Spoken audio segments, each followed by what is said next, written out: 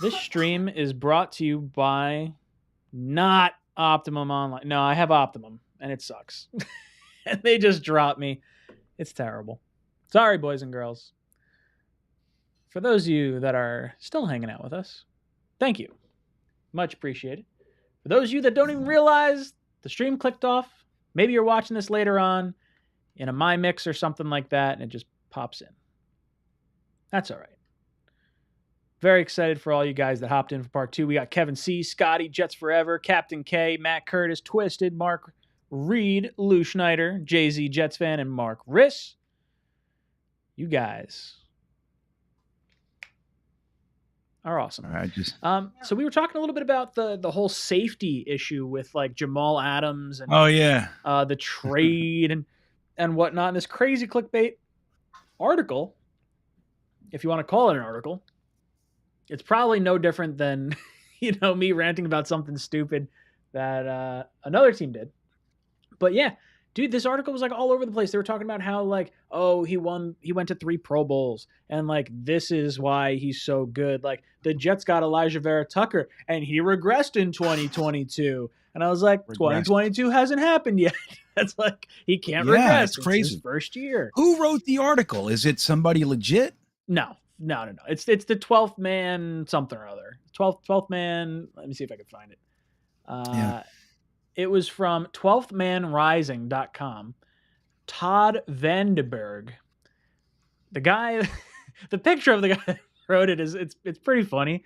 He's a very jolly, happy looking guy. Seems like he's drinking the Seattle Rainy City Bitch Bird Kool-Aid, but not great. Not Vanderberg? Vandenberg. Not Vanderberg. Van-E.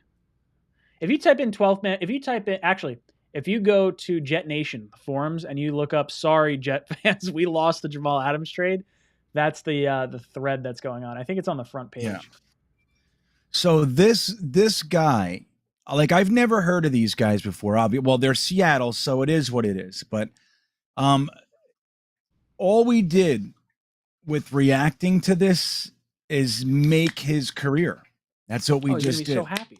He's gonna be like, I don't care how much these Jet fans hate us. I've got the clicks. Yeah. Right?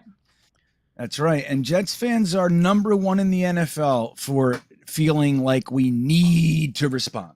I can't let this one float down the river without throwing rocks at it. Like, dude, that's how we are. Whole triggered mindset on it. Hey, I'm guilty of it. It happens. My last 3 videos that I've made that were not live streams. Brady Quinn, Stephen A. Smith, this Jamoke. Like, come on. Oh. Wow. Yeah, it's a crazy thing. Now look, this is what I was saying before we got cut off, right? I was saying the only reason that Seattle, a successful team with at the time the franchise quarterback, franchise wide receivers, they looked at Jamal Adams as the final piece. That's why you trade 2 first-round picks and move a 4th to a 3rd round pick. That the only reason you do that is because you think this is the guy that's going to change the team. They thought he was a culture changer. They thought he was going to amplify and raise the play of the whole defense because of how much he talks and the whole thing and his energy. And here's what happened. Instead of them going to the Super Bowl twice, they have completely imploded. They went, one and done in the playoffs that year. So that was just like riding what they already had left. Jamal Adams did very little to help that team that year. He got his sacks. So, I mean, not to say he did nothing, right? Jamal Adams is a good football player. But as far as what they expected, since the Jamal Adams trade, they have completely imploded. They do not have a quarterback anymore. They have an entire roster filled with names nobody knows. Bobby Wagner's not there anymore. You know what I mean? Like, it's a completely different team. They had the 10th overall pick last year.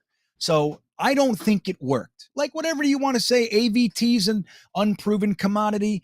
Garrett Wilson's an unproven commodity. That's all well and good. You have that for right now. Well, let's talk about the proven commodities, right? Like the proven commodities.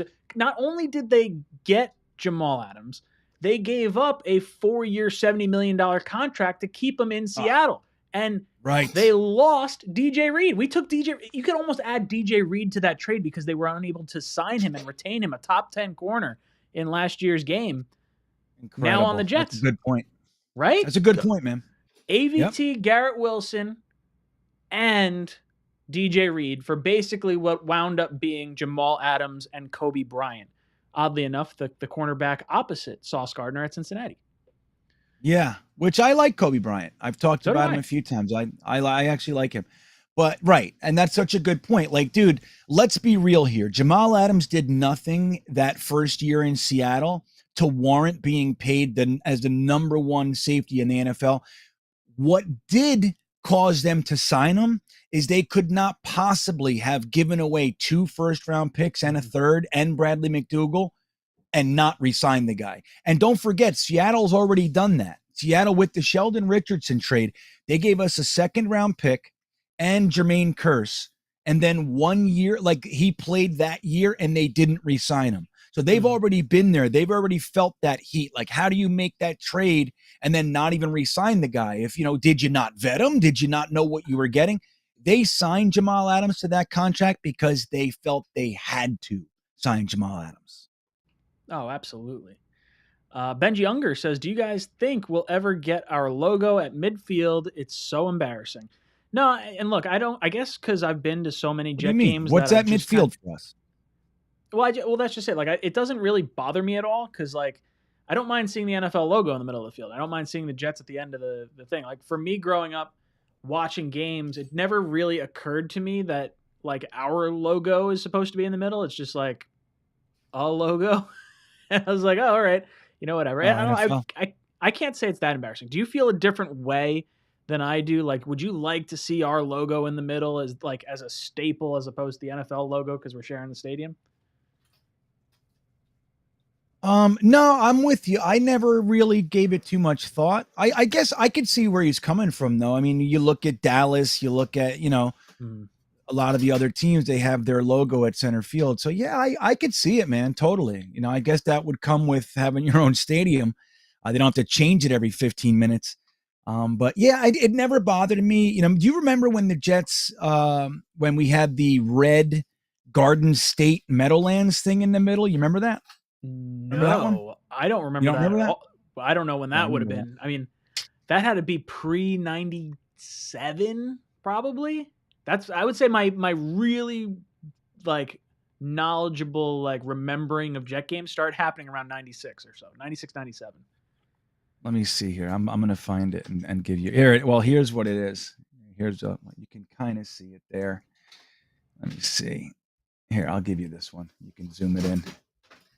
This is what it used to be. You can see it's funny. This is the Jets game. Let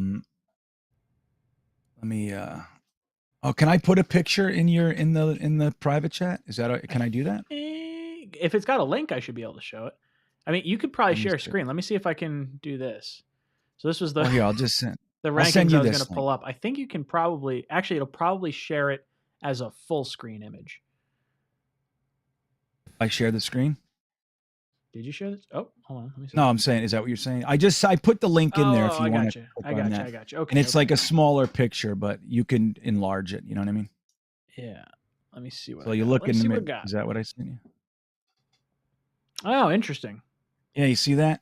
That's what I remember. It's like, it's weird for some reason. That's like when he said, wow. We don't have our logo. I was thinking, what's in there? I was thinking that.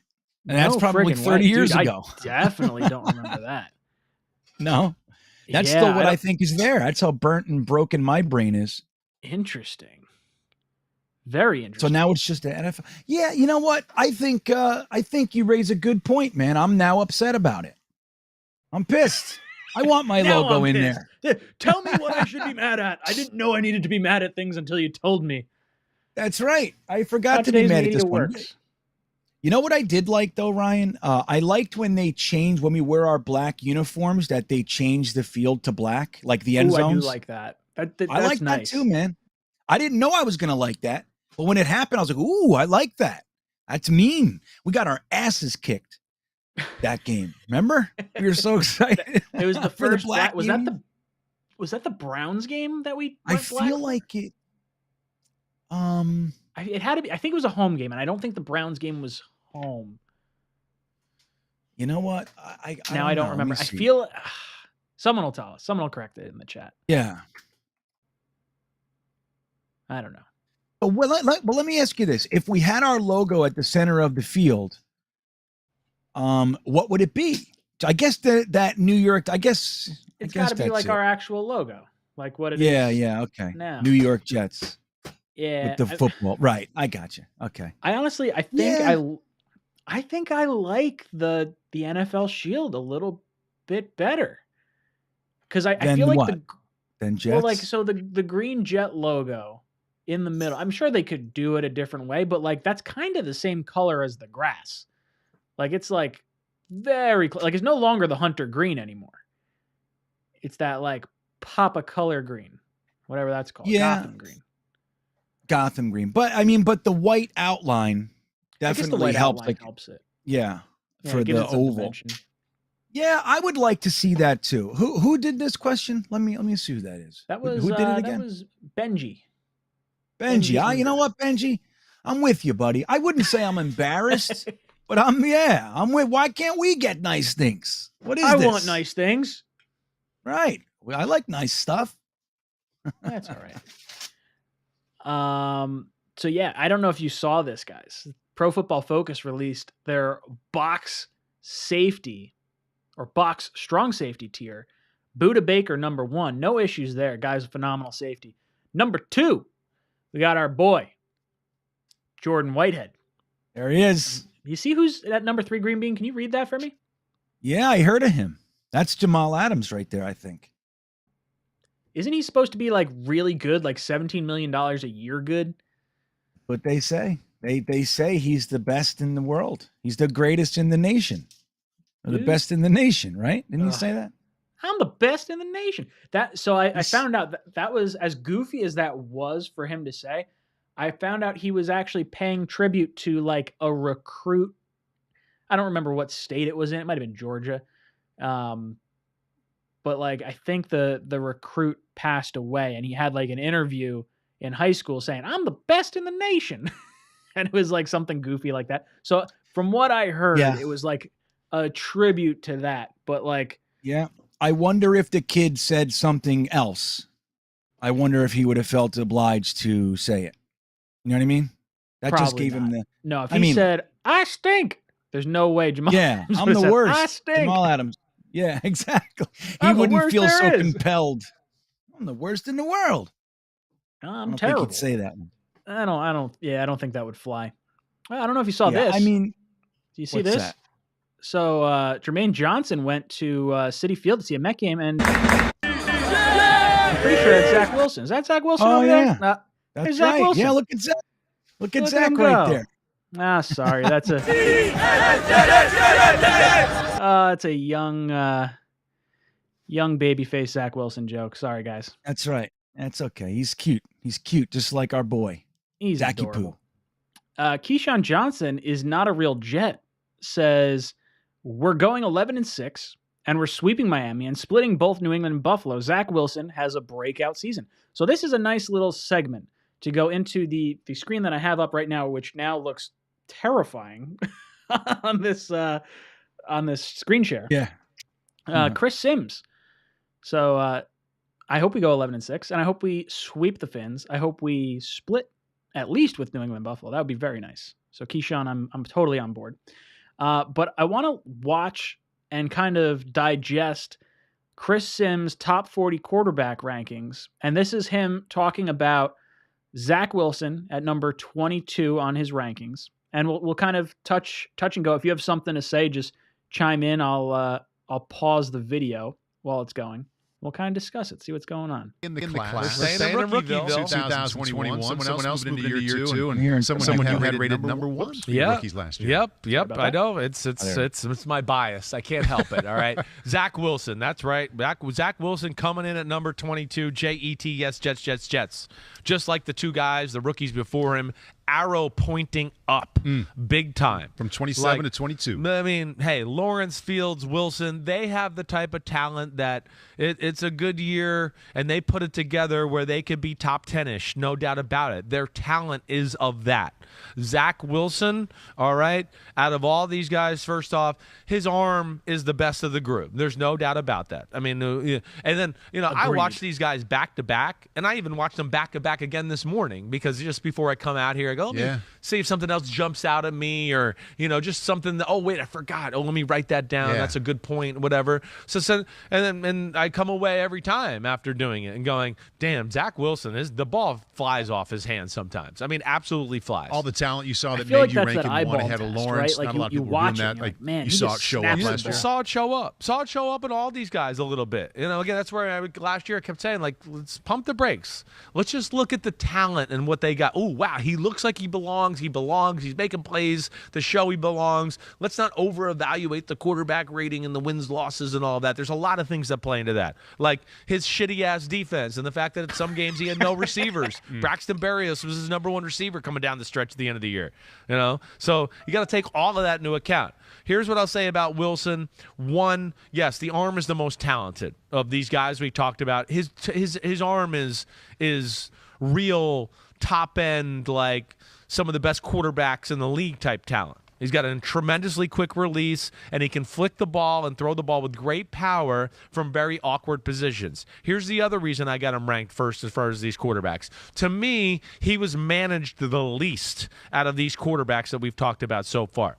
They ran a real NFL offense and asked him to really read plays like a little bit more of a mature veteran quarterback might have been compared to some of the guys we talked to already. Yes. Huge. Yeah. And he was asked to make throws that where there were, to me, as an ex-quarterback, and I know other quarterbacks too, and I think even my father would pay, to where he was asked to make a little bit more advanced reads and throws over the middle of the field into tight windows compared to the other guys.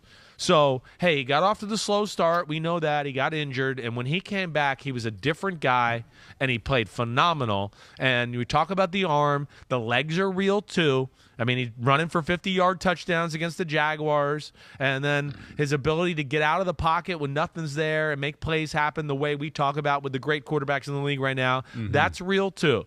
So I want to pause it right there and kind of get your thoughts on where we're going so far. Thomas Cahill says, Zach has the same release as Joe Willie. I'm pretty sure, is today Joe Namath's birthday? I think it is. Maybe it was yesterday? Let me see. I think it was either today or yesterday. Pretty sure. And that's me like... it's today. Happy birthday, Joe Willie. Bam. 79 years old. He's going to be 80 next year. Our boy. Damn. 79. Dude, let me just say this, Ryan. We should all be so lucky to reach 79. That's all I'll say. That's all I'm hoping for. If I can make it to 79. Yeah. With the way that Joe Namath is moving around and like doing things, like I'd be very happy. That is a rock solid life. It's crazy, dude. Like, there are people in my life, like in their 60s, they just kind of like settle in and go, I'm old, and they're in a rocking chair and everything. My wife's father, my father-in-law, he's like 77. Fucking guy runs on treadmills. He goes hiking. It's like he goes on trips. You know what I mean? My ass is eating Sour Patches till 2 a.m. I know. That's the problem. Like, oh, dude, I am not in the shape that I should be in for like a 32-year-old guy. Well, you know what I'm going to do, Ryan, and then we'll talk about Chris Sims. We're all going to be meeting up together in just a couple of months here. And I am going to make it a point to slim down a little bit. I'm not out of control, but I'd like to slim down a little bit and get back to working out. So when I meet everybody, I can be healthy and look good. What do you think? Is that a good goal? So when I see you, I think it's I'll look better. Goal. I think it's a great goal. Yeah. I don't think you looked bad by any means. We met each other a bunch of times. In fairness, you only see me from. Oh, you mean yeah? No, yeah. Well, I see you on screen every week, but I've seen you in person a bunch of times too, and you don't seem like you're like totally out of it. No, I'm like hanging on by a thread though. Any minute I could fucking completely lose composure. Dude, you know what? You want to hear something funny? Wait, real quick. I met Jeremy for the first time ever today. Like we went out to lunch today. He came to Richmond and I went over there and met him for lunch. Nice. How tall do you think Jeremy is? Just by his screen. Like we see him on the screen. He seems like he's shorter than maybe he is because of like the angle, I think, at which he films at. So what do you think? I don't know. What are you asking me to guess a height? I'm bad. Just at like, I did what not would know you Matt was like 6'4". Yeah, who knew, right? Who knew? Everybody, when I took a picture with Matt, everybody said, dude, Green Bean, I thought you were taller. I'm like, I am fucking tall. Matt's huge, dude. Matt's gigantic. He's in the 98th percentile. Yeah, so I met Jeremy. I shit you not, this is exactly how it went. Him and his wife get out of the car, and I walk up, and I go, hey, and he turns around, and I go, what? It's literally my first word. What? Dude, look how tall you are. He's as tall as I am. No way. Jeremy, really? I said, dude, yep. He's like 5'11" and change. So I'm just under 6 foot. I'm 5'11" and a half. So I said to him, I said, dude, I thought you were, no lie, I thought you were like 5'7". No shit. And I asked his wife, did you know how tall he was? What is this? All day I kept staring at him like, I cannot believe you're that fucking tall, man. Dude, that's so really weird. funny. I've had that with a few people. Like literally everyone that I've met on like that we've done like jet things with are all way taller than I'd expect. And like I'm the little guy. I'm like way smaller than everyone else. And I'm like 5'9". I'm like what they call average. Well, at least that's what Becca tells me. You look taller to me than you said you were too. Like you look taller to me than I remember you. I expected you to be short. You say 5'9". I don't know why. You were like, you were taller than I thought. But it's weird when we meet each other. Isn't it weird? Yeah, it's odd. Green Bean and I have met each other like, what are we at? 4 times now, I think. Something like that. 1, 2, 3. Maybe 3. Oh yeah. 3, I think. 3 times. Hey Ryan, did I tell you guys it's being booked right now? When we come up for opening day, that Friday or Saturday, it's not official yet, but one of them will happen. I'm going to do my first comedy show in 15 years. I'm going to perform. Oh, hell yeah, dude.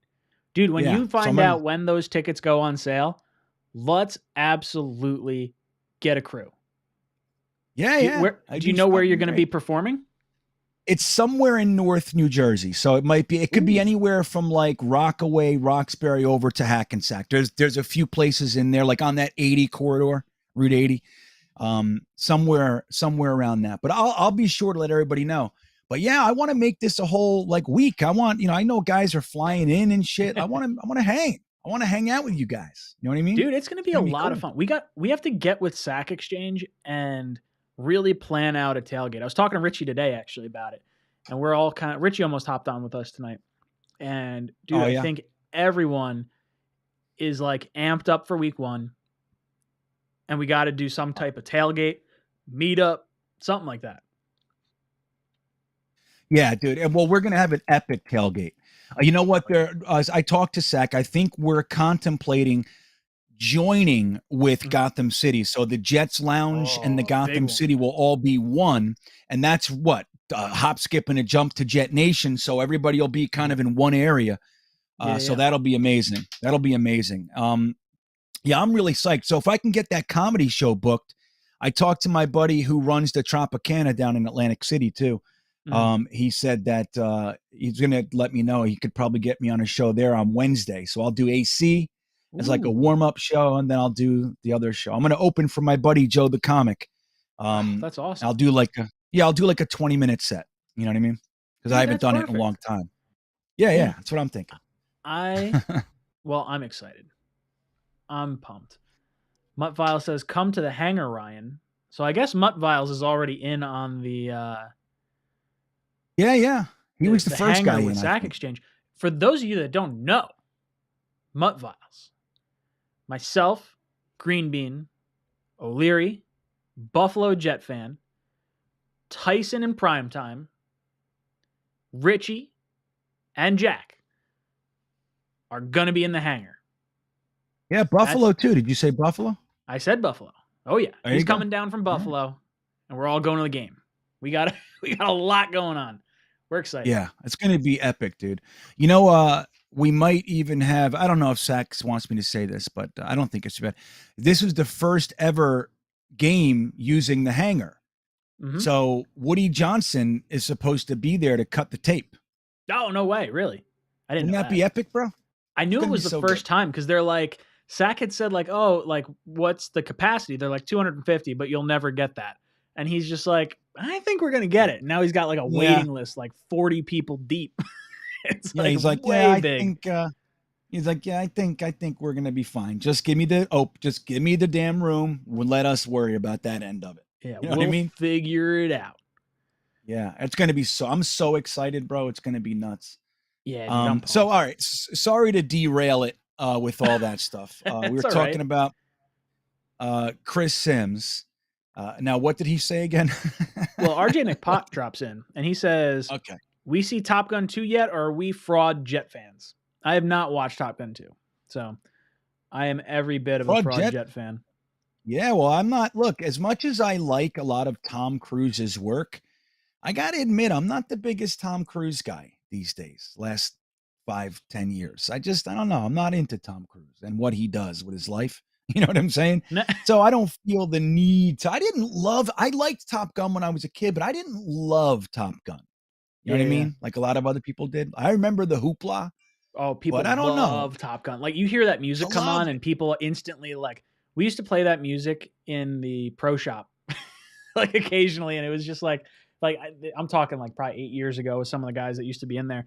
And like, it's lost on some of the, I don't want to say younger generations, because I would say I'm the tail end of anyone that would have like really watched that with any kind of, when did it come out? Early 90s? Probably. Oh, I think it was 80s, man. I think it was 80s. Yeah, Top Gun release date. It's gonna take me to the new one, I bet. No, that's all right.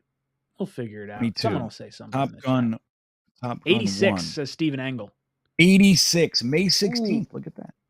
Wow, people said 82, 87, 86. 86 was the 86. So damn. Right. So I was 13 years old. So I was right in that pocket. Like I was there. They were directing that like right in my age group, like 13 to 21, you know? Oh, and I liked it. Don't get me wrong, but I thought there was too much story for me. Like I was 13. I just wanted to see more jets and shit. And there was a lot of love story. And I remember exploding.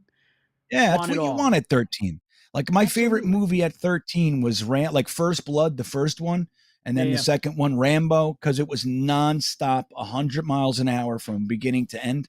That's what I liked at that age. Now I can't handle it. I can't even go to theaters. There's too much going on. Like it's like mayhem in there. I'm like, let's go. I can't watch a movie in here anymore. Have you been to a Dolby Atmos movie at all? No, not. I never even heard of that before. Ooh. So if you get a chance, one of the major motion pictures, like I'm talking like a Star Wars or a Jurassic Park or a Avatar, something like a big movie, like not like a comedy movie. Go see it in Dolby Atmos. It's like $20 a ticket. It's not cheap. But what Dolby Atmos is it's spatial awareness. So when you hear the chopper flying overhead, it moves from left to right in the theater. Like you're hearing it fly overhead. It's bananas. Like to say, put it mildly. I saw the what was it? I think it was Jurassic World 1 or 2. I don't remember which one it was. But I saw it in Dolby Atmos. I was like, I'd never seen this before. Like give it a go. Oh man, dude, it's awesome. I don't go to the movies like that frequently, but like I'll drop $20 to go see like a movie I want to see. 100%. Yeah. Look, I don't dislike the movie. Like I like that whole thing. You know, the big screen. If you get a good seat, I don't like sitting too close. You know, there's a whole bunch of shit. Oh, reserving a seat online is magical. Yeah, that is, dude. I'll tell you what.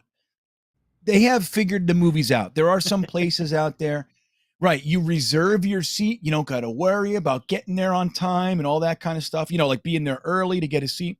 And then they got the waitresses and the waiters and stuff. They'll bring you, you know, short rib.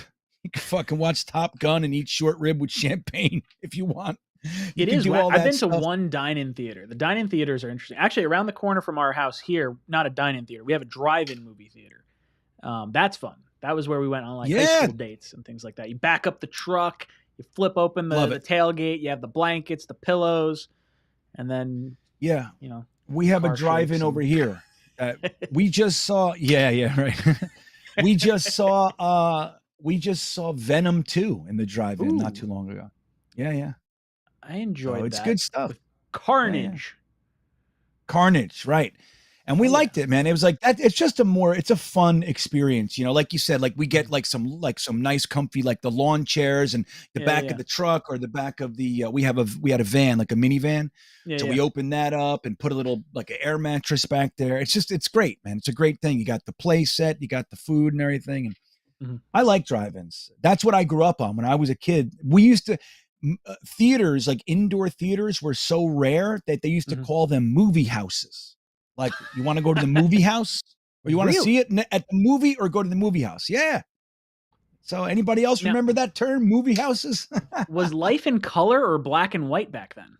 Got the shit. It's weird for me to like think about like old time. Like, I shouldn't even say old times, because that's not even like that old. But I'm talking like when I think about like the 30s, the 40s, the 50s. Like, I shouldn't even say that because there was color then. But like everything is black and white. And I like go outside, like we saw Becca's grandma the other day, and I'm like, man, she saw everything in black and white. And I'm like 32 thinking this. I was like, nope, everything still had color then. It just didn't have it in the pictures. But you know what's funny, man? Like when you think about video games and shit, like I literally remember when Pong was the game. That's it. Pong. You had two paddles. Boop, boop, boop. It was tennis, And that was great. We played it for hours, man. Hours. Dude, games have come so far. So far. I mean, my first system was a Super Nintendo, and I was playing like the first Mario Kart and like all the different, the Mario games and the Teenage Mutant Ninja Turtles. I had a whole bunch of games. Yeah. I mean, a lot's changed in my life, brother. You know what I mean? Like, dude, now they got loot boxes and crap. Now you got to pay to. I don't like it. There's some things I really do enjoy, but there's a lot of things. Like, I hate the EA games. Like, I won't play Madden because I get blasted with like all these, packs and like buy shit, and it's like, nah, not about that right now. Sorry, I don't even know what that is. Yeah, sorry. We're gonna try and steer it back. Try and steer it back as best we can. Yeah, Chris Sims.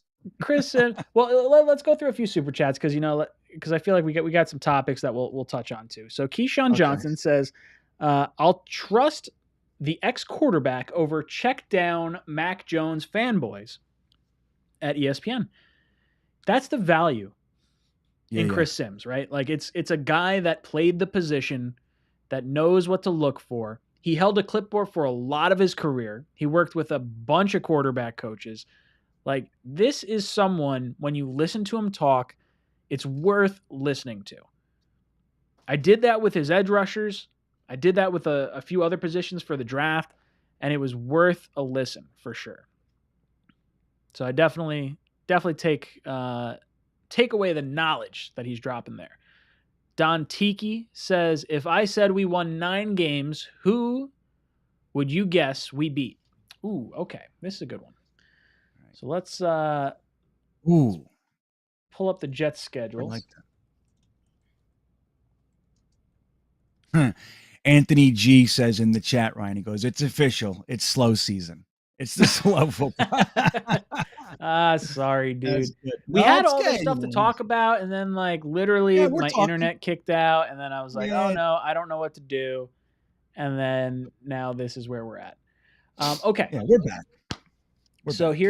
Here's the Jets schedule. If we could win 9 games, what do we think happens? I think let's go through like the easy ones. Or I shouldn't say easy ones, but like Bears, Lions, Jaguars. That's 3 that I think you gotta have, right?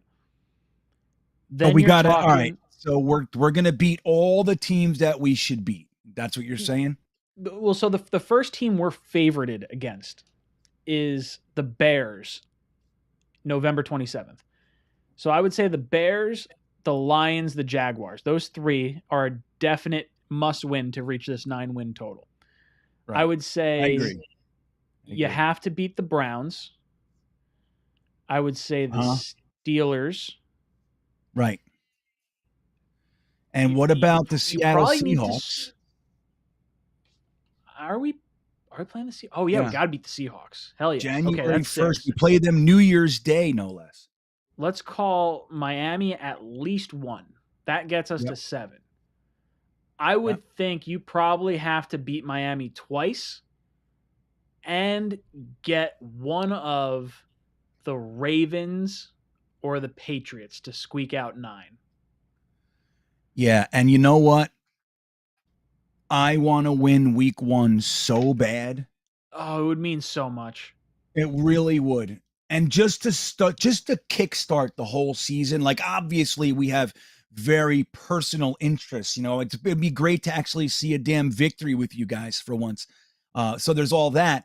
But in addition, just for the Jets, like this season, starting against the Ravens, going out there and beating them week 1 would let the NFL know times have changed. It's time to take a breath. Okay. Take a step back, cut your shit, and let's watch what happens here. You know, doesn't mean we're great or anything, but it would put everybody on alert.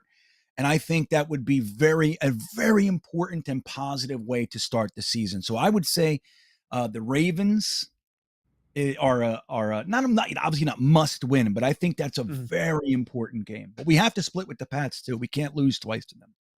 Dude, I would love nothing would make me happier than sweeping the Pats. Like we could have 2 wins, and if both of them are against the Pats, I'd be feeling pretty good. Yeah. God, well, think about it. What if, Ryan? But so we're at 9, right? So what if you had to lose to one of the Bears, the Lions, the Jaguars, to get a Patriots victory? Like, so you win against the Ravens and the Patriots, but you end up disappointing and losing against the Jags and the Lions, let's say. Would you prefer that? Like, if we had 9 wins, it's still 9 wins, but I think I would prefer it by beating the Patriots and the Ravens and losing to those teams than just beating the shitty teams and losing where we're supposed to. You know what I mean? Yeah, I'm right there with you. The only team that's like on the shittier end of things that I do not want to lose to, it's the Jaguars. Like I want to go in and just thump them in the hardest way possible. If we lose to the Lions and we lose to the Bears, like that would really suck. Like those are 2 teams the Jets should win against. But like if you trade that out for a Ravens victory, I guess the thing that sucks is like the Ravens game and the Patriot games are so early in the season. Not that the Patriots game is October 30th, and then the next one is November 20th because we got a bye week in between there. But like, it would suck to win like the early games and then fizzle out towards the end. Like I think maybe I'd forego God, I really want to see a Ravens win, especially while we're there. I don't know. Would you forego beating a better team if it meant going on more of a slide towards the end of the season? Well, I don't think. Yeah, no, I don't know if I would want that trade-off. Like losing 3 games, but because look, every bad team, including us, like we beat the Titans and we beat the Bengals last year. So those are just trap games. They only have so much value to me. You know what I mean? Like they're valuable and everything. But if we can't put together a successful season, or at least mildly successful, and beat the teams that you're supposed to beat, I think winning 1 game against a good team doesn't have the same impact right now for this team as maybe 2 years ago or even last year. Yeah. Garrett Ham drops in, says, I'll be at the hangar too. See y'all there. Yeah, we're really excited. Yeah, it's gonna be a Garrett, lot of fun. that's right. That's right. Garrett will be there. What else? We got Kevin C. Kevin C says, see many credible reports. Quan Alexander is on the table for the Jets. Injury history, but we need some depth at linebacker. It's the weak link of our defense. I've seen a lot of Quan Alexander. That would be the affordable route to go. The other option could potentially be, and we might find out tomorrow or in the coming days, Deion Jones from Atlanta. Yeah, I think that I honestly believe, and I have been wrong before, believe it or not, but I believe that the reason they haven't signed Quan Alexander is because they're waiting to see who gets cut June 1st. Yep. Yeah, I'm right there with you. I think that's absolutely the way they're going at it, because Deion Jones, you'd have to either trade for him or know that he would come to the Jets if cut. So Ulbrich was in Atlanta when they drafted him. He had his best seasons under Ulbrich. He was really good in coverage under Ulbrich. Had like his worst season, I think, last year. So, I think there's a really good shot. I believe he's owed, like, if he's traded, I think it's $9 million this year and $13 next year. So you'd have to give up an asset and pay that. And I think the Jets have like $13 million in salary cap space right now. So you're talking like, okay, is it worth trading an asset to pick up that contract to fortify our linebackers? Or is it worth it to maybe sign a depth tackle to kind of hold the spot in case Becton or Fant go down? For me, I think I'm leaning more towards tackle than I am the linebacker position. Like, I'd almost be willing to kind of forego anything on defense at this point to make sure we set up Zach as good as possible. Where do you kind of fall on that? Well, here's the thing with linebacker. Like, you guys, I mean, look, we've been hanging out a lot this whole draft season, right? All of us guys, and we're hanging out. Like, by now that I was convinced that we were going to bring in a linebacker in the first 3 rounds, right? I was convinced. Now that didn't happen. So that leads me to believe something that we tossed around, but I just didn't lean this way, is that they really do like Jamien Sherwood, Hamza Nasruddin, and Quincy Williams. Like, they really do like those guys. And don't forget, we brought in Marcel Harris, right? So he's another one of those hybrid kind of tweener backers, safety, like he's one of those guys.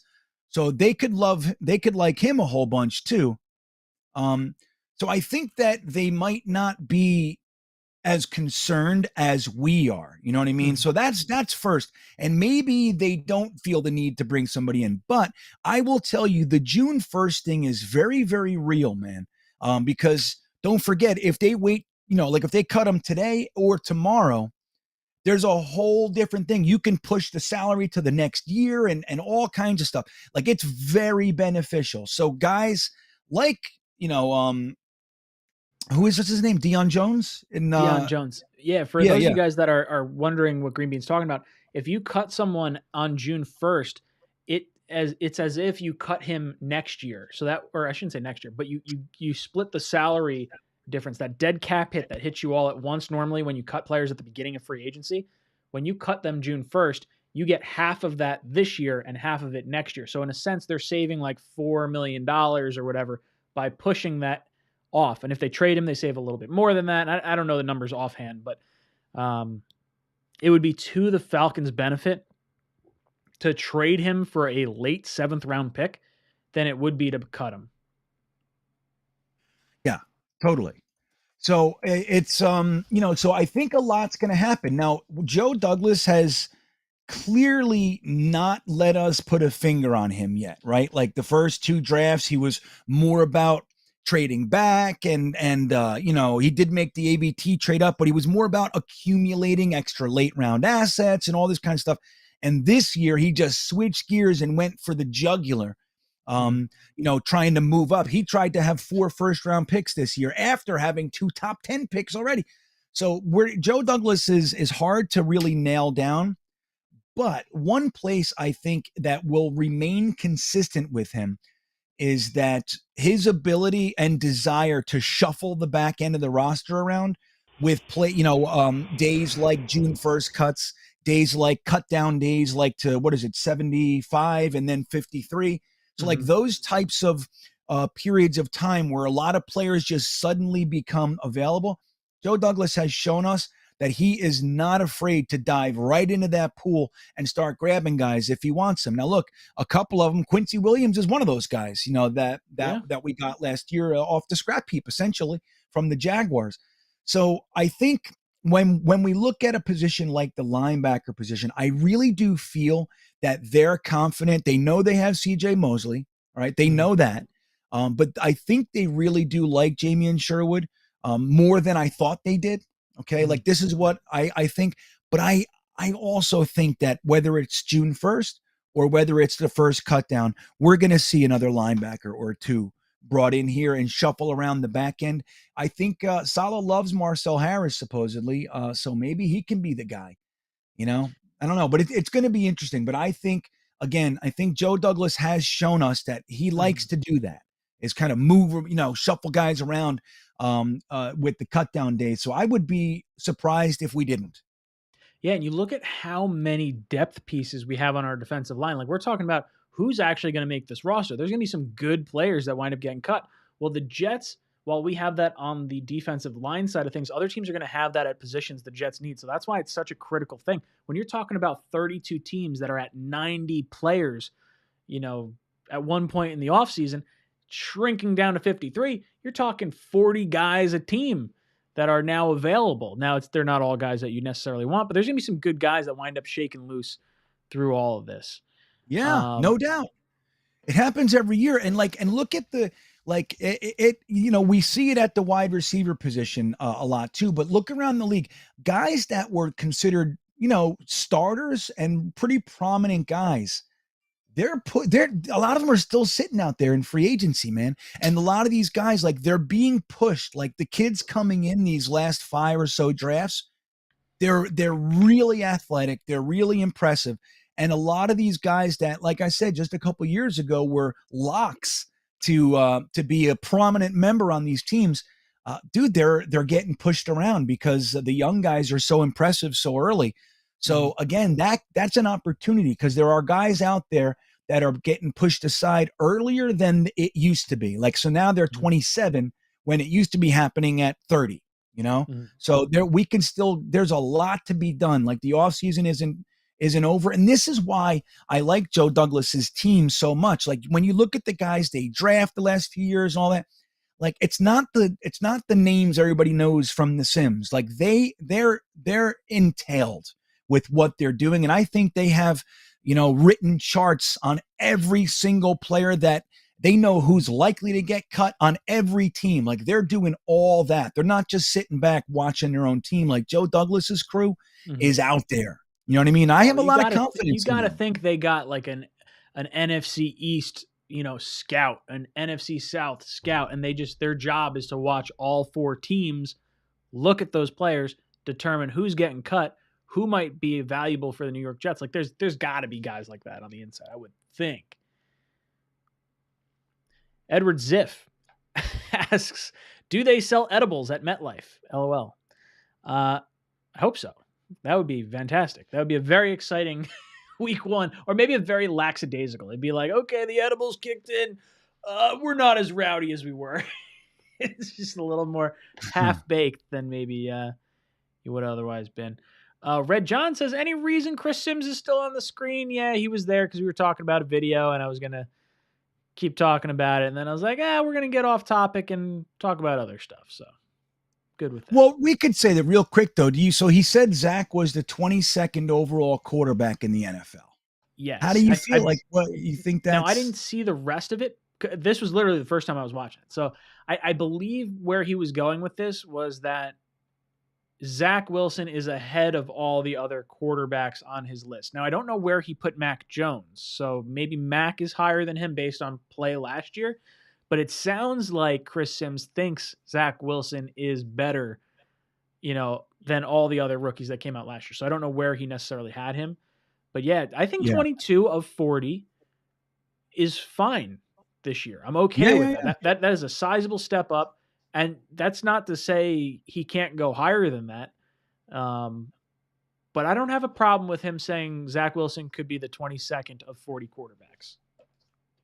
Yeah, where would that put him, yards wise and all that? Where did where does that so if Zach Wilson ended up being the 22nd ranked quarterback, that means he took he jumped up 10.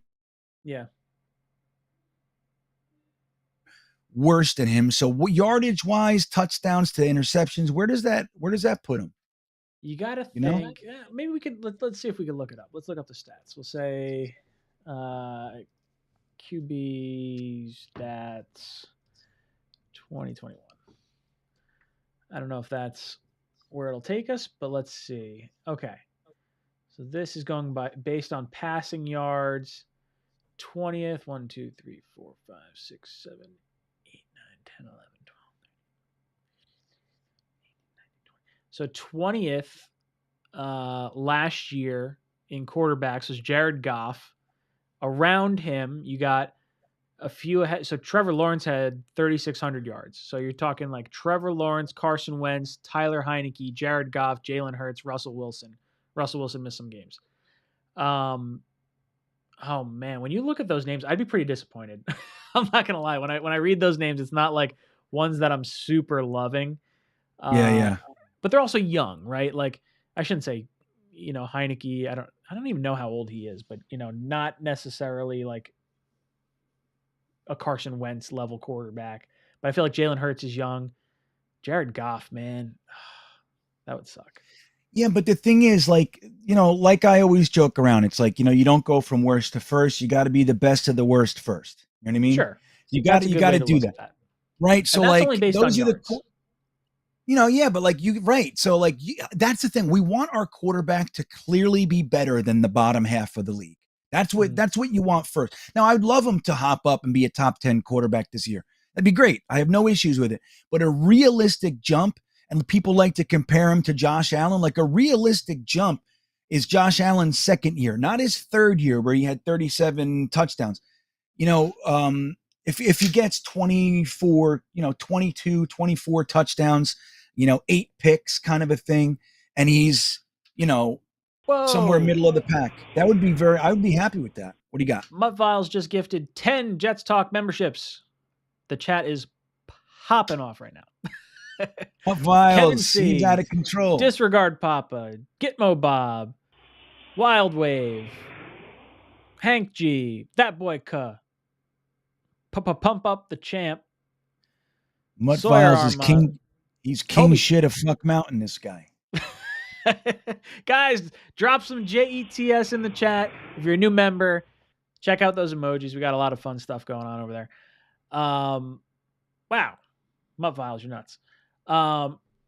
So I don't mean to cut you off, but 22nd in terms of touchdowns. Where do you think that would put Zach Wilson? Like number-wise. Just a guess. Wait, say that again. What was that? So if Zach Wilson was like the 22nd of 40 quarterbacks, where do you think 22nd in quarterback rankings would rank them? Like yardage? Nah, touchdowns. Like how many touchdowns do you think? Oh, 20. Yeah, I know, right? I think you got to have 20 touchdowns, right? I mean, you'd be surprised. It wasn't. I thought that's where, it's not far off. Baker Mayfield. What was it, like 18? 17 touchdowns, 13 interceptions. So, like, there were 3 quarterbacks tied at 20. Matt Ryan, Tyler Heineke, Jimmy Garoppolo. Then it went Jared Goff at 19, Teddy Bridgewater 18, Baker 17, Tua 16. Tied with Davis Mills and Lamar Jackson. But I'm pretty sure Lamar... How many games did he was hurt, though, so they're counting him against the whole season. Yeah. But yeah, even still, the 20th quarterback had 17. Like, if he winds up being 22nd, it's a nice step up. I think seeing it written out as 22nd of 40 is like, oh, top half of the 40, which makes sense, but is not the right way to look at that. I hope he's better than that. I was saying 20 touchdowns, 10 interceptions. I hope he's better than 17. Yeah, 17's not going to cut it. But like, look, then you got to look at, again, like we talked about earlier, what's the story? Is the story that he also had 3 or 4 rushing touchdowns? Did we have the number 1 rushing team in the league? Did both Breece Hall and Michael Carter each have 1,000 yards and 8 touchdowns? You know what I mean? So like it all, there's definitely going to be, context does matter, but just on the surface, I got to say, I would agree with you. 17, while it's clearly a step up, and then you got to look at the interceptions and everything.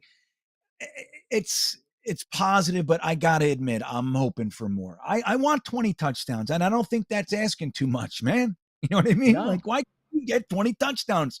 When's the last quarterback? I know Ryan Fitzpatrick had 31 in 2015, but aside from that, when's the last time we had 20 touchdowns? Like, dude, I don't know. Sam, I think the most he ever had was like 17. Did Sam get 20 touchdowns at all? It didn't feel like it. I don't know, dude. Probably Gino. I really don't. I feel like Gino probably had like a year. Maybe not, though. Let me see here. All right. Let me take a look. I'm looking here. at the chat, see if anyone's got like. Yeah. Sanchez is what Drippy Douglas says. I don't know. If that's what I'm thinking too, Drippy. I got to think that Sanchez did it. Wow. We obviously, like I said, talking 2010. It's got to be the last championship year. Geno Smith had 12 touchdowns. Sam Darnold had 19. Okay. Josh McCown had 18. Oh God, I really like Josh. I think that was the best our offense has looked since other than last year. Neil O'Donnell had 17. Boomer Esiason had 17. Wait, what about Sanchez? Yeah, I know. I'm looking at this. Wait, so Vinny Testaverde had 21. Ken O'Brien had 25 once. Obviously, Joe Namath and Ryan Fitzpatrick. Mark Sanchez had 26. Okay, so that's the last time. And I feel like 17. that's the last time we really had like an impressive offense, other than the Fitzpatrick year where he set the record. What is it, 30 or 31? 31. Yeah, 31. But Brett Favre had 22. Dude, we are fucking abysmal. We're so bad in the quarterback rankings. Dude, when you look at it, Joe Namath on a 14-game schedule got 4,000 yards. That's like, and no one's eclipsed it. We've had 2 more games for like 25 years, or more than that probably. And then friggin' an extra game this year. Still can't pass it. Yeah, dude. It's I mean, look, the one year Vinny Testaverde had 29 touchdowns and 7 picks. That's what we need, nice. Dude. We need an under 10 interception year. Right. I don't ever want to do this again. I don't ever want to look at the history of Jets quarterbacks on one page ever again. That was the worst thing I've ever seen, dude. I'm like, come on. When Ryan Fitzpatrick owns one of your biggest passing statistics, that's the problem. That's a problem for sure. That's a problem. That particular one is a problem. If he had like most anything else, would probably be not as shocking. I don't know. Oh my God, it's so bad. We need it. We need some quarterback play. We've been starved for so long. Starved. That's why it's like it's all about letting. Dude, we got to do. It's got to happen. It's got to happen, Jet right? Fans, it does, right? But I think this is what I'll say. Look, there's almost 300 of us in here, right? We have to remember something. As Jets fans, we don't coach anybody. We can't go on the field, so our impact is very specific. We have to flip our script and support the living hell out of Zach Wilson. We got to love him. Mm-hmm. We have to nurture him. We have to send him positive vibes. You can do it. We got to do all that stuff because he's got the arm. He's got the athleticism. He's got the feet. Like he's got everything you want, man. It has to be him. I can't start over without getting good quarterback. I can't go another year of 12 touchdowns and then we fucking sign somebody new or we're going with Joe Flacco. You know what I mean? We got to support this guy. I'm right there with you. I think what hurts the most is I felt like maybe not the same way, but I was so sure Sam was going to be the guy. Like I just like watching him play. I was like, that's our quarterback. Like that's the answer. And now I'm getting the same feelings about Zach. I believe in him. I really do. I think this guy's so talented. And I think he's more talented than Sam. Like it just pops off the screen talented. Yeah, I think it's not even a question. I'm with you. Yeah, it's got to happen. That's where I'm at. Like this has got to be the guy. Zach isn't better than Sanchez. Lab mind, I staunchly disagree. Like, yeah, I can't. Sanchez was so bad that they had to protect him. Like everything in the offense was to limit his mistakes. He was the number 1 turnover quarterback in the league like 3 years in a row or whatever it was. Yeah, I mean, I didn't hate Sanchez, but let's be real. If we had a real quarterback that 2010 year, like a guy that, could win the game, if we had Favre in 2009 or 2010, I think we wind up winning. I mean, if he didn't get hurt in 2008, I think we're probably going places. Yeah, that team was so good. So, dude, that team was loaded. Mark Sanchez had the number one offensive line in the league. He had the number one rushing attack in the league. He had the number one defense in the league. And he had Braylon Edwards, Dustin Keller, Santonio Holmes, LaDainian Thompson. Yeah, it's like, dude, it was insane what he had. And he would throw for, 220. Yeah, all the time. It was bad. And it'd be like, a 2 touchdown, 3 interception kind of game, or like a 1 touchdown, 2 interception every game. My last game at Giant Stadium, I specifically went up there in 2009, right? I said, okay, they're going to tear Giant Stadium down. I damn near grew up in that place, in that building. So I said, I was living in Florida. I flew up. I got together with 3 or 4 Jets fans together, old friends of mine, and we went in the game. We were playing okay. It was a good team. It was 2009. And I said, please let me see a victory. You know what I mean? Just let me see my last game here. And God said, why would I do that? Because your entire history here has been terrible. Why would I? It's going to be the same. And that was the Mark Sanchez 5 interception game against Buffalo. It was the worst. The worst, Ryan. It was so bad. That's what God gave me.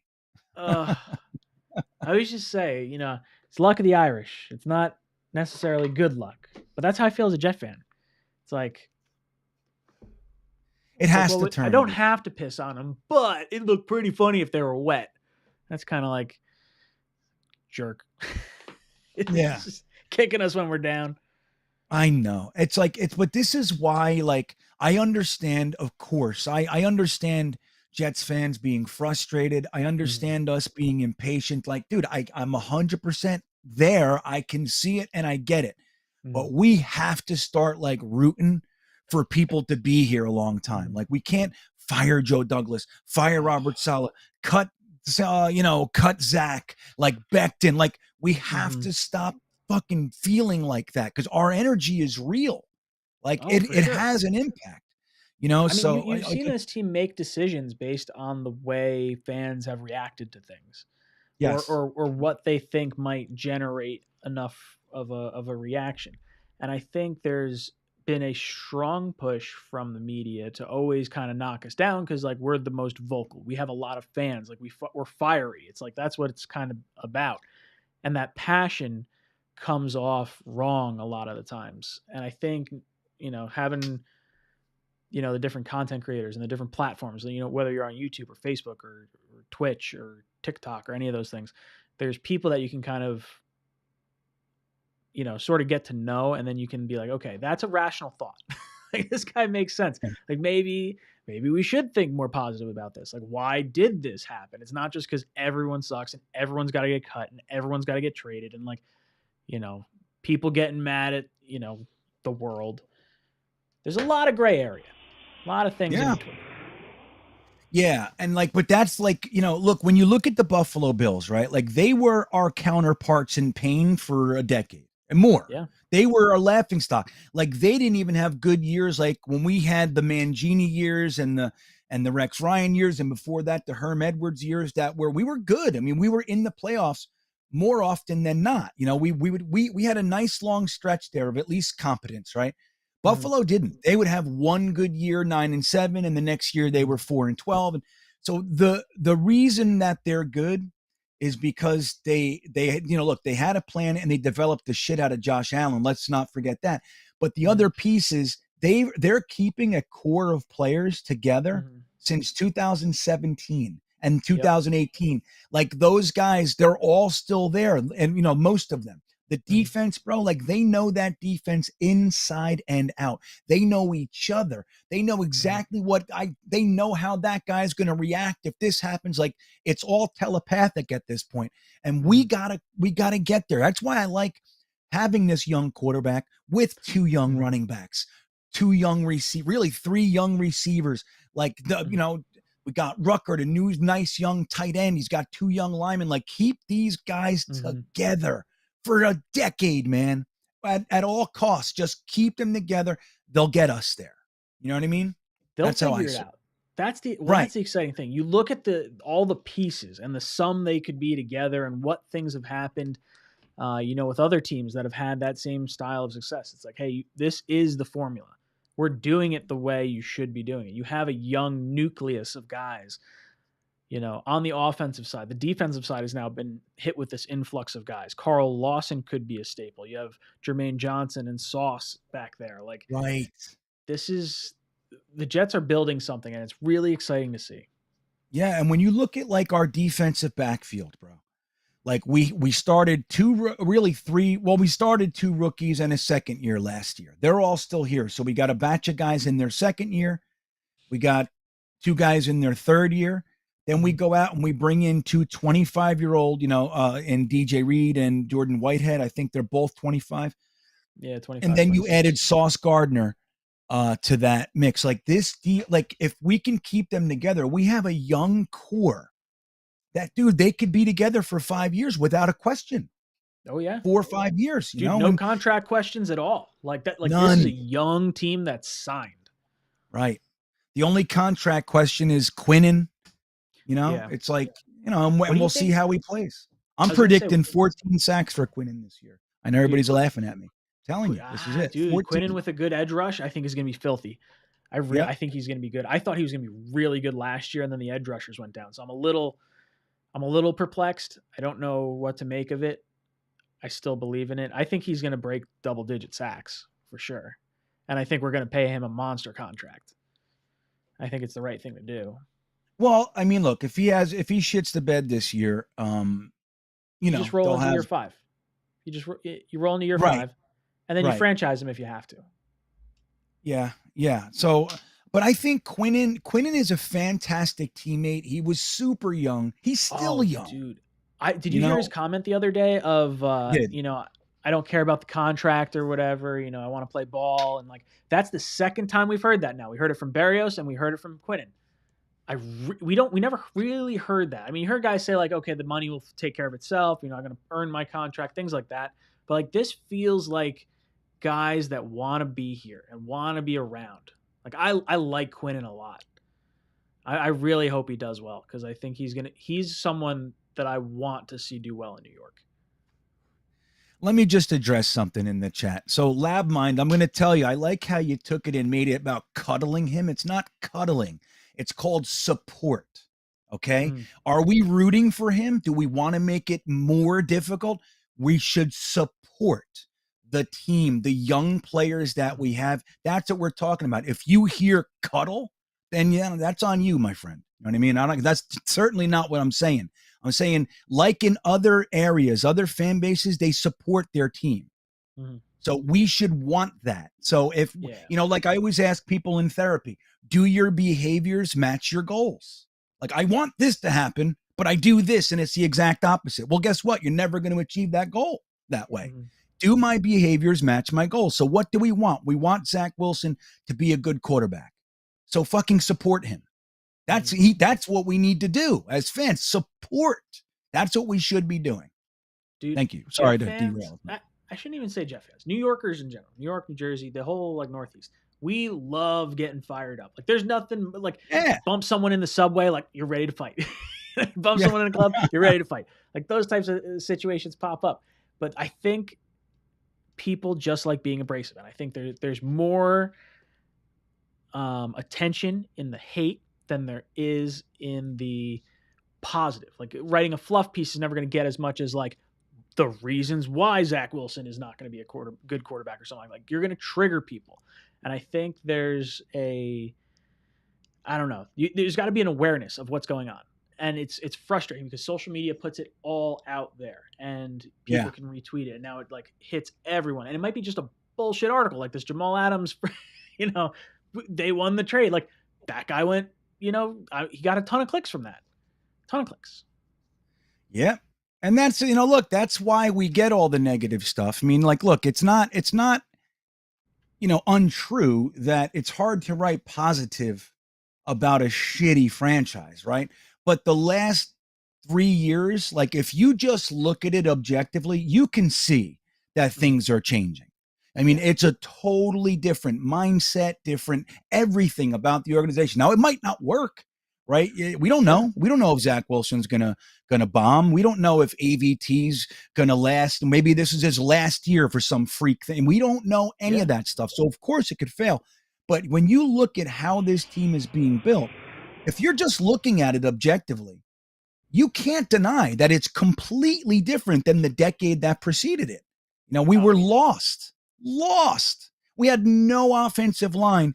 We go out there and pick a quarterback. We trade 3 second-round picks to move up 3 spots and pick a quarterback. Your next pick is a defensive tackle from a small school. And then you go through the rest of that draft. All you get him is a 5th-round running back and a 4th, I think, or 6th-round tight end. I think that's all we gave him.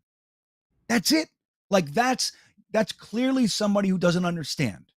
You know, they're sticking to their value chart. Like, dude, you gotta understand at least how to make a team. And that's what we see. Like when you look at Joe Douglas and Robert Saleh and everything that they're doing, I don't agree with every single thing they're doing, but I can see the logic behind it. It makes sense at least, you know, like the Sauce Gardner pick. You guys know I wasn't hoping that they picked him. You know what I mean?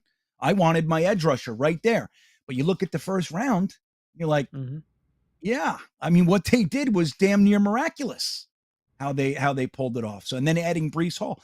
So the difference is you can see that the guys running the team actually know how to build and run a team. That's the difference. Red John says, who will be the vocal leaders, i.e. Bart Scott or Kevin Mawai? When I look at this team, if I had to pick vocal leaders, I think they tried to add, and I shouldn't say vocal for this guy, but I think like if I'm going unit by unit, I think Laken Tomlinson was brought in to be nasty. Like I think they want him to be a little more aggressive on that line. In terms of vocal leaders on the offense, I think it's going to be Michael Carter. I think it's going to be Elijah Moore. You know, I think Zach will be in that mix too, but I think sort of the playmakers that are more a little like razzle dazzle, those guys will kind of be vocal leaders. On the defensive side, I think it's going to be, I think Sauce, if Sauce can play well, I think he's a guy that's going to like be in people's faces. And I hope he hits every bit of the potential he has because it's going to be really fun to watch. And he's going to have a swagger about him that is like unlike anything we've seen since probably Broadway. Like, yeah. Well, you know who's a sneaky vocal leader is that Jacob Martin from, you know, the rotational defensive end. Yeah. Well, when we signed him, I did a whole bunch of background on him so I could talk about it. Right. So dude, I mean, he's not only a guy like on the field rallying the troops and everything. When the offense is on the field, he's standing up, cheering on the offense. Like he's not, I mean, of course it's not every play, but that's the kind of guy he is. He's really positive. He's really uplifting with, come on, man, dude. Like he's doing all that stuff. So I think he might rise to the top and be a vocal leader as well, like for the emotional side. In that same vein, and I feel like that's the type of players that Joe Douglas is bringing in, because I felt like Keelan Cole was that guy last year, like a vocal guy, enjoyed going to practice. Like people liked working with him. I feel like you almost have those types of players. I call them glue guys. Yes. Like keeps the team together. Man. You need them. It's important. May not be the starter, but you need those kind of guys. You do, dude, and that's what they're talking about with character. Like if you know, like, look, there were guys like before we had Herm Edwards who focused on character, but a lot of times that actually was at the behest of talent, right? So we would, you know, like you got to still have the talent, but when you look at last year, how tumultuous it was, the injuries, the bad press, how bad Zach was, there were, you know, the defense 32nd in the league. That's exactly the type of team that if Jamal Adams, Tremaine Johnson, if those guys were here, there would have been leaks all over the place. You know, all these negative stories about what Robert Saleh really does. Robert Saleh is sometimes caught sleeping at his desk. Like all that stuff would have come out. But we heard nothing. We heard nothing of the sort because everybody we have here is high character. And that's what it is. They don't crumble when the going gets tough. They actually put more work in. And that's it. I think that's what's going to ultimately be what makes the difference. These guys that remain positive through adversity. Yeah, look at all the freak like workout videos we're seeing of Carl Lawson and Zach Wilson and Denzel Mims and Mekhi Becton, like all these guys that have had like negative stuff said against them or like, question them. Like all these guys are coming back bigger and stronger.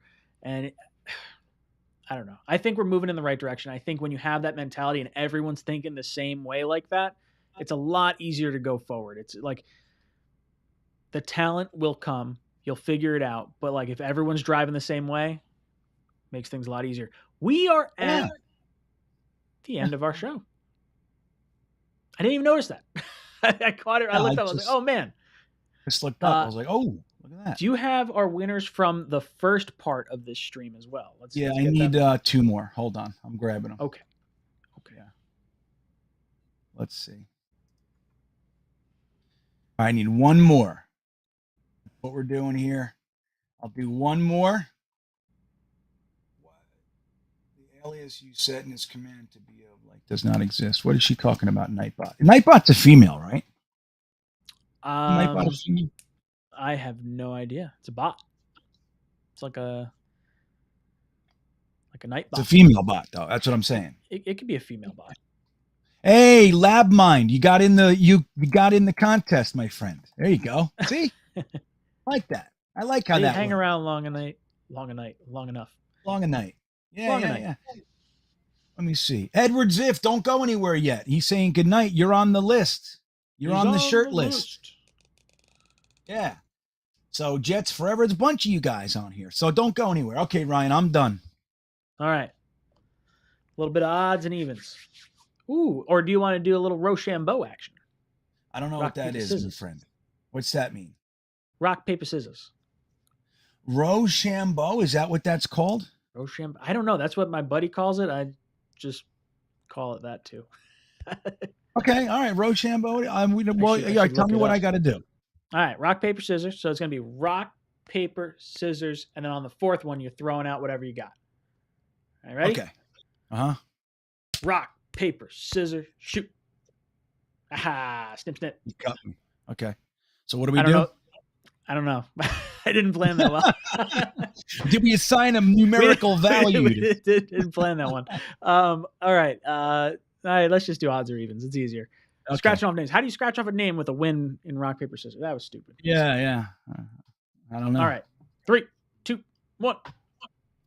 Ooh, double evens. Deuce. So that's even. So we'll take out Joe S. You're gone, buddy. Jets Chaos with Jeremy is gone. He's a guy I met in Richmond, Virginia today. Jin Pak, you're out. Jets Gang is gone. Sorry, Lab Mind is out. And that's it. Sorry, Lab Mind.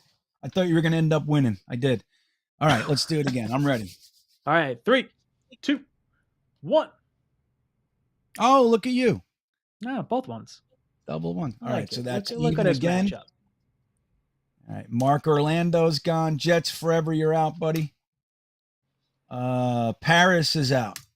Okay, I got 4 more. 3, 2, 1. Ah! That's hilarious. So We're evens, Stud City, you're out. Twisted, you're out. We got Mark Riz and Edward Ziff. It's the battle for the ages. Ooh, Let's okay, go. throw first number we see in the chat after George Bazala. First number after that. And then 3, 2, 1. So we got a 5. Let's see what number pops up. What did you put up there? I had the wrong screen on. I had a 4, you had a 4. 1, and it's a Gotcha. 1. So it's a 6. It's an even. Who gets it? So it's an even. Is that what you said? Oh, so Edward Ziff. Oh, no. Mark Riz. Whoa! Mark Mutt Files Riz. just gifted 20 memberships. Holy shit, Mutt Files. Look at this guy. He's out of control tonight. He's like Oprah. You get a membership. You get a membership. You get a membership. Holy smokes. Look at everybody. Jets Fan United, Daniel Murphy, Mark Orlando. Look at all you guys. So Crazy. Mark Riz is the winner, Ryan. Mark Riz. Good stuff. Oh, geez. Now I'm shooting chickens across the screen. I'm hitting my little keypad. I don't know what I did. There we go. All right, we're back. Oh, shit. Who was it? Mark Riz? R-I-S, Riz. yeah. Mark Riz. Thank you so much for hanging out with us tonight. Reach out to me on social media, and I will get your information and send you a t-shirt. And thank you guys for hanging out with us. That was a lot of fun. No Matt O'Leary. We miss him. We'll see him next week. And we'll see. If I'm a dad by this time next week, there probably won't be a show. So just keeping that out there. Throwing that out there, right. guys. All right. Our boy Ryan's going to be a daddy, everybody. Oh, it's coming soon. All right. I'm excited for you. Green Bean, any last words for our panel? Yeah. Well, I'm just letting everybody know in about 25 minutes, we will be doing the After Hours Jets Fest over on my channel, Green Bean Jets Fan. So come on over and hang out. I'll also tell you June 9th, I have Mike Westhoff coming on the Thursday Thick of It, which is going to be a good time too. So I'll make sure to keep you guys up to snuff on that information. But June 9th, Mike Westhoff, 25 minutes After Hours Jets Fest. Love it. Boys and girls, thank you so much for hanging out with us tonight. This is Jets Talk signing off. JETS.